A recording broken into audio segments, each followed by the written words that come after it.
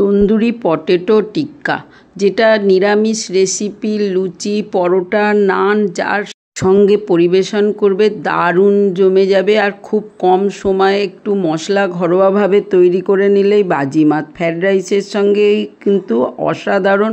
চলুন, আমি তো নান বানিয়ে নিয়েছি, তার সঙ্গে পটলেরও রেসিপি বানিয়েছি। তন্দুরি পটল, যারা আলু খেতে চান না, আলুর টিক্কা বানিয়েছি নানের সঙ্গে। আপাতত দেখুন, এরকম রেসিপি যে কোনো অকেশানে, দুর্গাপুজোর নিরামিষ দিনগুলোতেও কিন্তু একবার ট্রাই করতে পারেন। এমনকি নবরাত্রিতে যারা অনুষ্ঠানে নিরামিষ খান, তারাও কিন্তু একবার বানিয়ে নিতে পারেন। সিম্পল, আর 2-4 দিন কন্টেনারে ভরে রেখে দিলে দারুণ জমে যায়, একদমই নষ্ট হবে না। টেস্টি মশলাদার রেসিপি, ঘরোয়া জিনিস দিয়েই বানানো মশলা সব। এর জন্য আমি চন্দ্রমুখী আলু নিয়েছি, একটু বড় সাইজের আলু। আপনারা যে কোনো আলু নিতে পারেন। চন্দ্রমুখী আলুতে একটু চোখ চোখ থাকে। আলুগুলো ধুয়ে নেওয়ার পরে আমি প্রেসার কুকারে জল যোগ করেছি। আলু দেওয়ার পর একটু লবণ দিয়ে একটা সিটি দিয়ে নেব। সিটিটা উঠলেই বন্ধ করব। ততক্ষণে মশলার জন্য 1 টিস্পুন মাপের জিরে, কিছুটা ধনে নিয়ে নিয়েছি।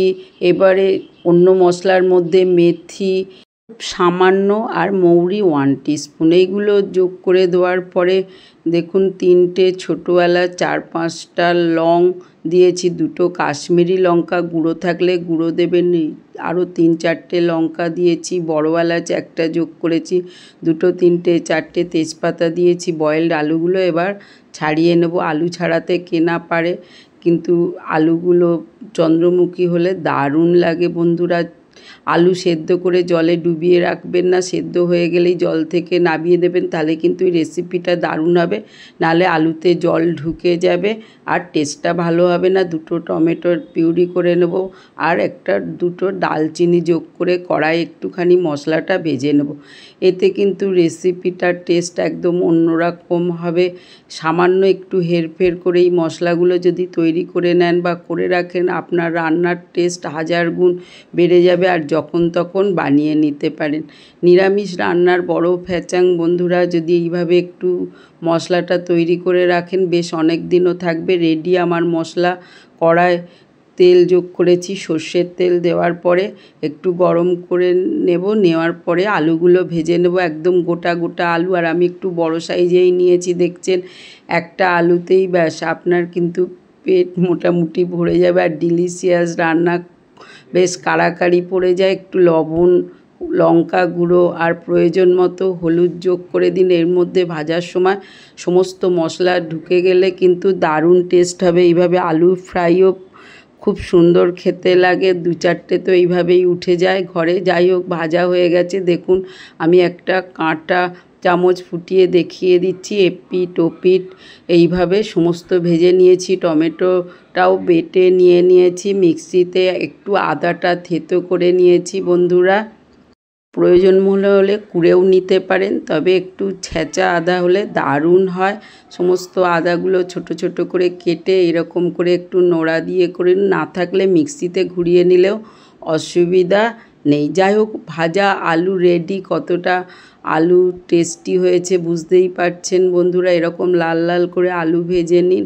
ভিতরে লবণ, হলুদ, লঙ্কা গুঁড়ো ঢুকে গেলে দারুণ। এবার কড়ায় আবার সর্ষের তেল যোগ করে প্রয়োজন মতো একটু চিনি দিন কালারের জন্য। 2-3টে শুকনো লঙ্কা দেওয়ার পরে নাড়িয়ে চাড়িয়ে যোগ করে দিন সামান্য ফোড়নের জন্য জিরে। জিরেটা দিয়ে আরেকটু ভাজা ভাজা করুন, চিনিটারও কালার চলে আসবে। এবার যে মশলা তৈরি করেছেন সেই মশলাটা যোগ করে দিন আস্তে আস্তে সমস্ত কিছু। মশলাটা কিন্তু তেলের উপরে দিয়ে নাড়লে একটা স্মেল হবে। আর একটু খিচ রেখে মশলাটা অবশ্যই বাটবেন, তা নাহলে কিন্তু এইরকম টেস্ট হবে না। আলুর টিক্কা বাইরে দেখে লাল লাল মনে হয় খাই। এবার প্রয়োজন মতো আদা যোগ করুন, কিন্তু ঘরেও আপনি চটজলদি বানিয়ে নিতে পারে।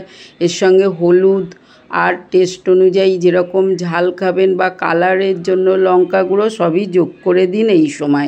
লবণটাও প্রয়োজন মতো দিতে ভুলবেন না, কেন আলুগুলো ভাজা আবার অল্প জলের এখন রান্না, সেই জন্য মশলার সঙ্গেই সমস্ত দিয়ে একটু কষে যখন হয়ে এসছে তখন দিয়ে দিন টমেটোটা, যেটা বেটে রেখেছিলেন সেইটা।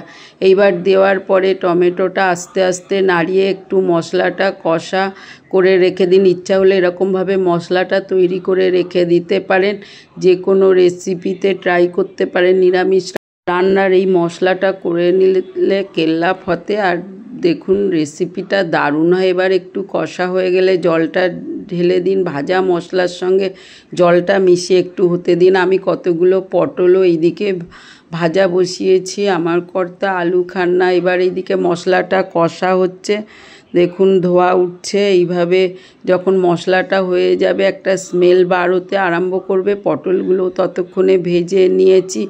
দারুণ হয় বন্ধুরা, একবার করে ফেলুন পটল দিয়েও।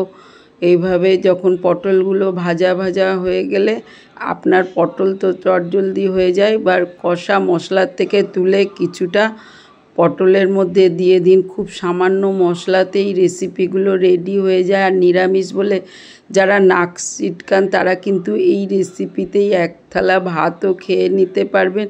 আমি তো ফ্রায়েড রাইসের সঙ্গে বানিয়েছি, টেস্ট অনুযায়ী পটলে একটু লবণ দিয়ে দিলাম।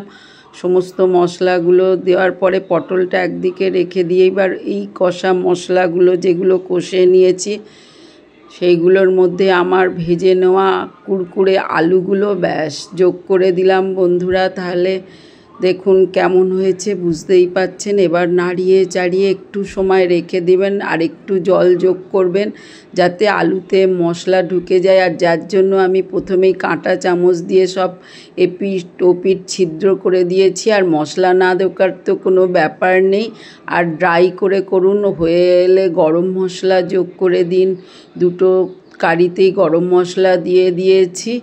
ব্যাস, এবার একটু নারকেল কোড়া দিতে পারলে তো সোনায় সোহাগা, যার টেস্ট অসাধারণ হবে। বাজারে কেনা কি খাবেন, ঘরেই বানিয়ে ফেলুন। পটলেও নারকেল কোড়া দিয়েছি, একই মশলায় সমস্ত রেসিপিটা নাড়িয়ে চাড়িয়ে ভালো করে মিশিয়ে দিন। গ্রেভি রাখতে চাইলে একটু জল রেখে দিতে পারেন, ঝোল ঝোল টাইপের। যাই হোক, আমি কষা তন্দুরি পটেটো রেসিপি একদম রেডি। উপর থেকে ধনেপাতা দিয়ে দিন, গার্নিশিং করলে দারুণ হয়। আর ধনেপাতা দিয়েও চাপা দিয়ে দিলে, মিশিয়ে দিলে অসম্ভব অসম্ভব সুন্দর রেসিপি।